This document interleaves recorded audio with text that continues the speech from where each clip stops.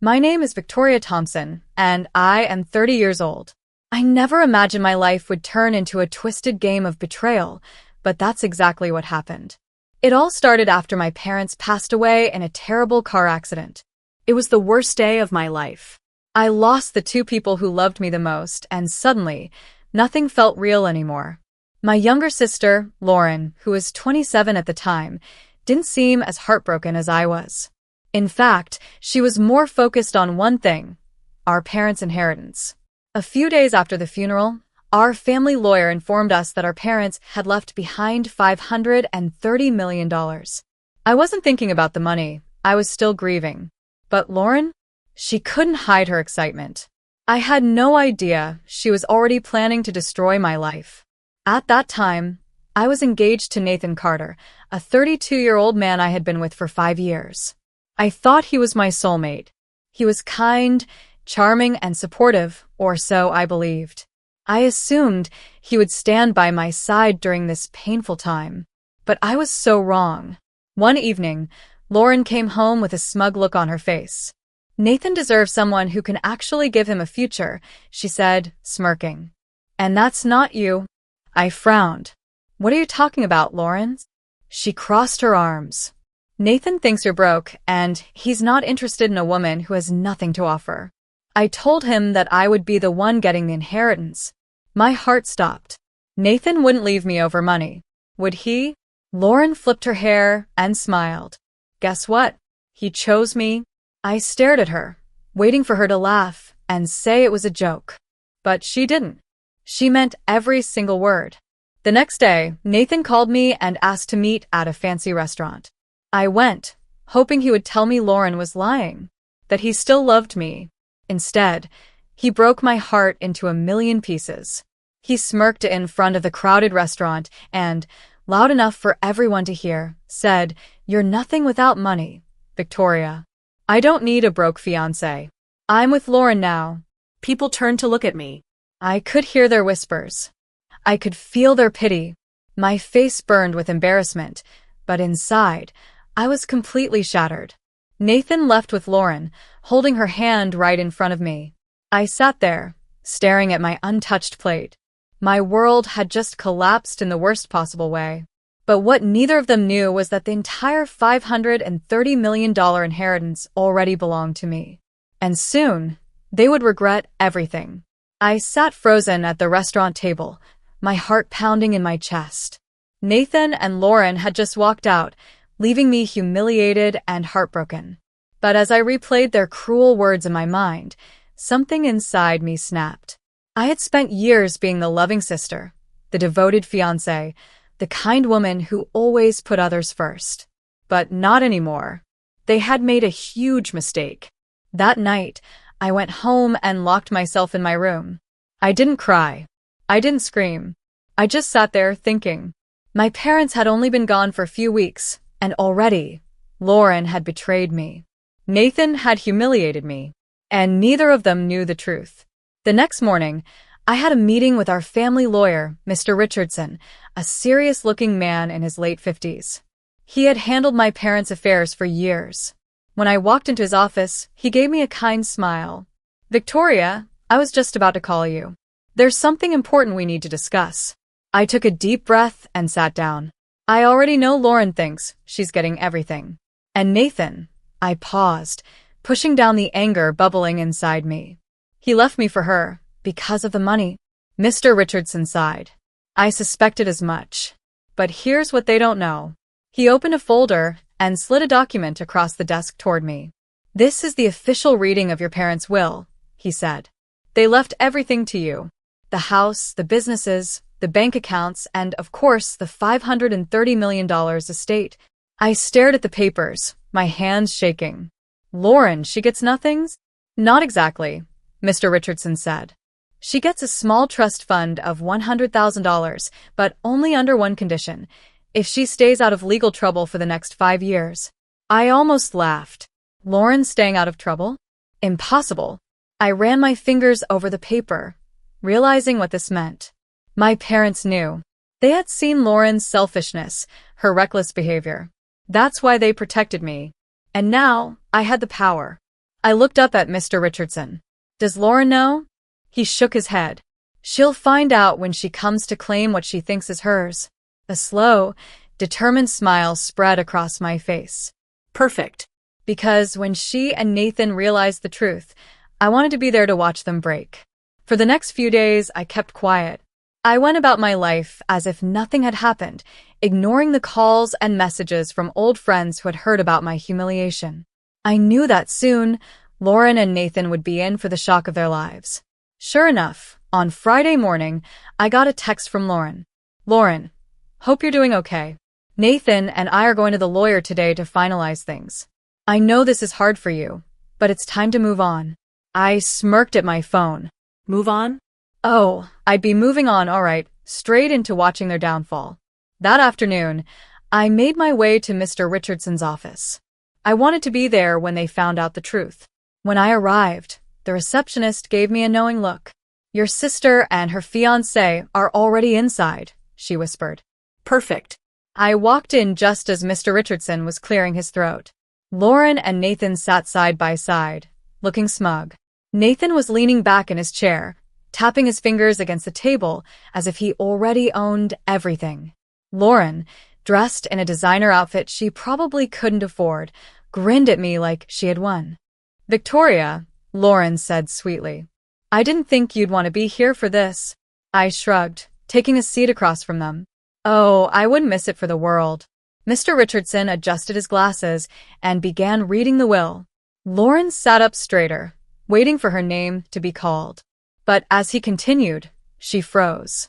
The entirety of the estate, including financial assets, properties, and business holdings, totaling approximately $530 million, is left to Victoria Thompson. Silence.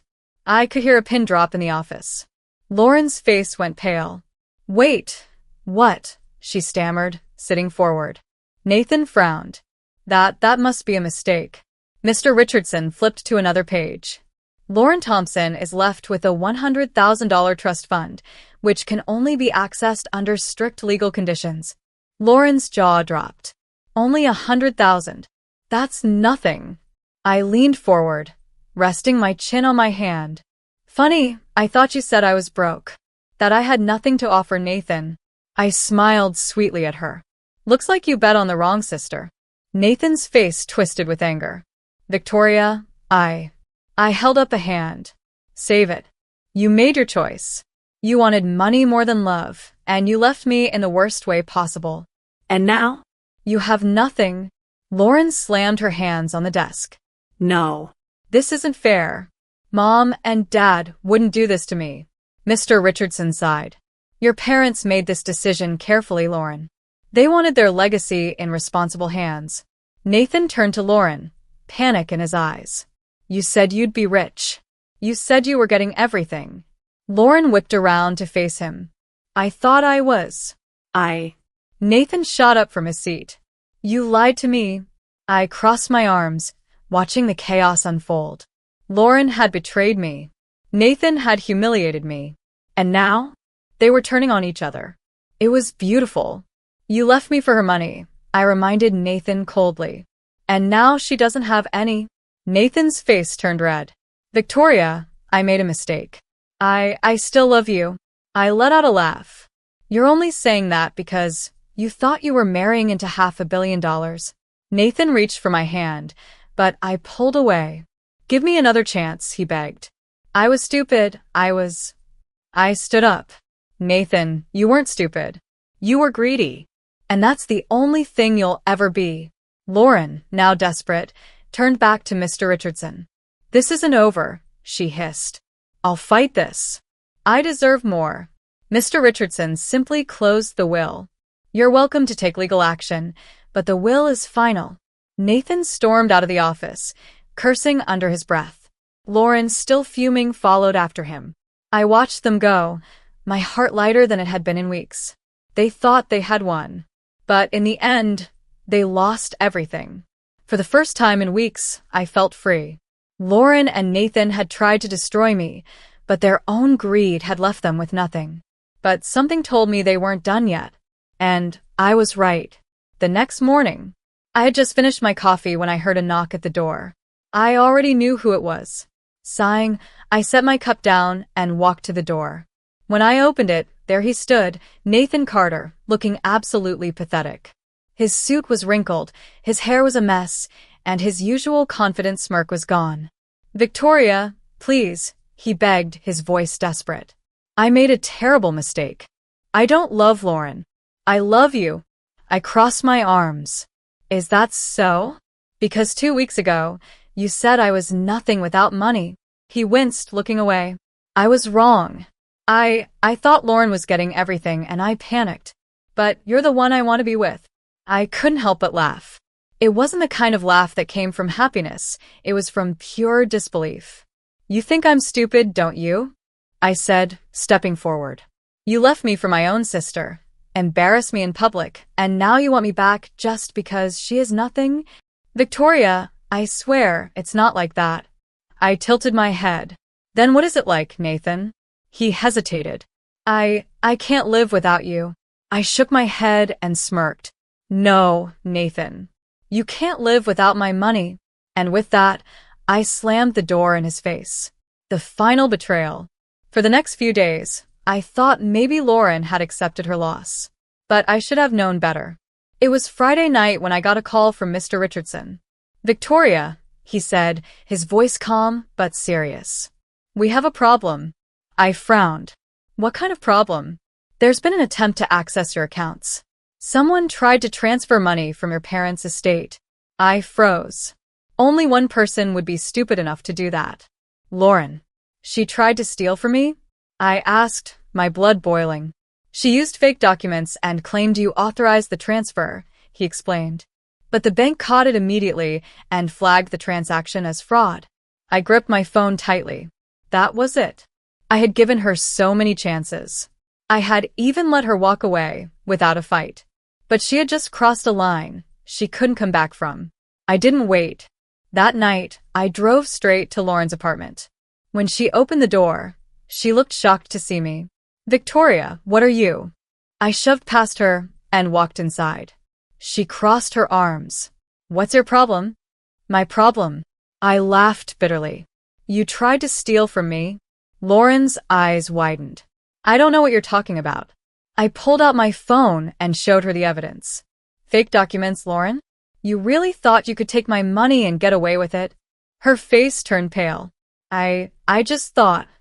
I cut her off. "You didn't think, Lauren. And now? You're going to pay for it."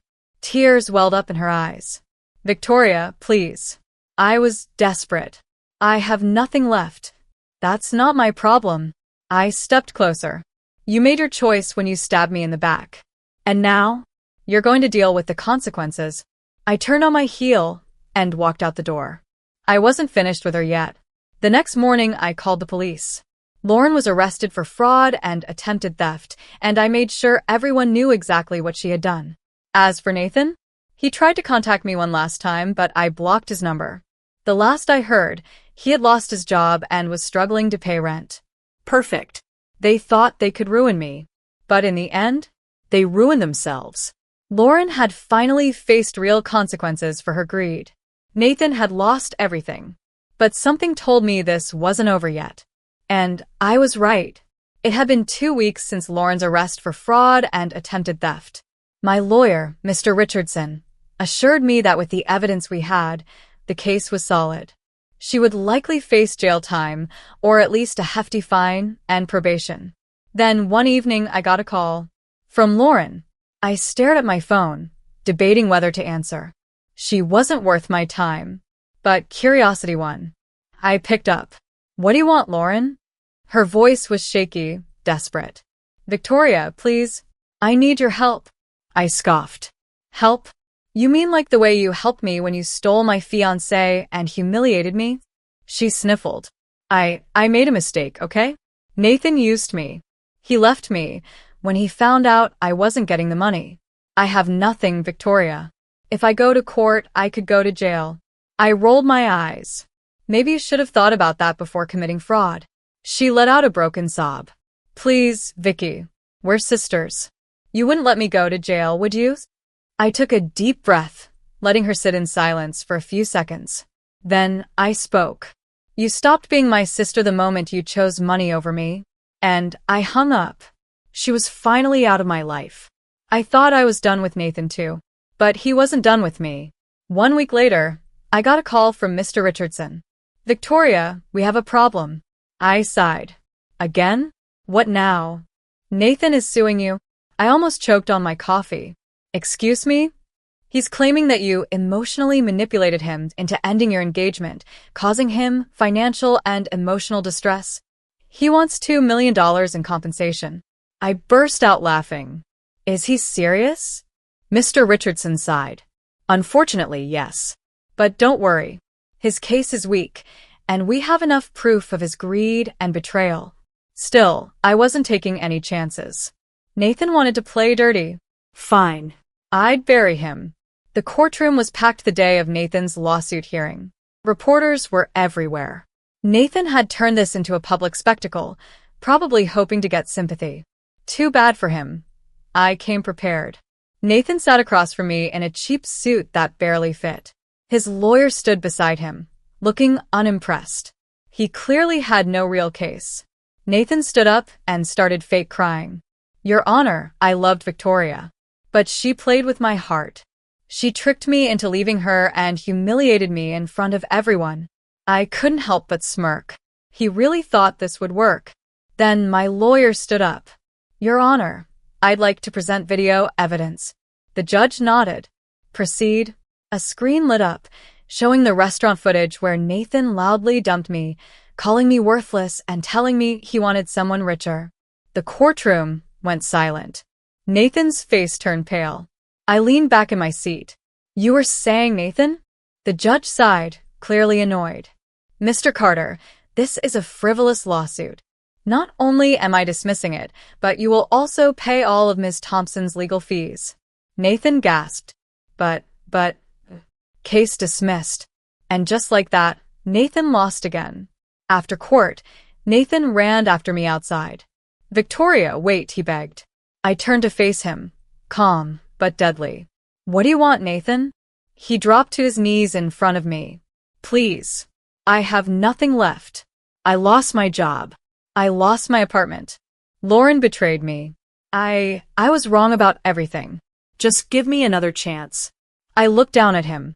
This was the same man who humiliated me in public, who left me like I was nothing.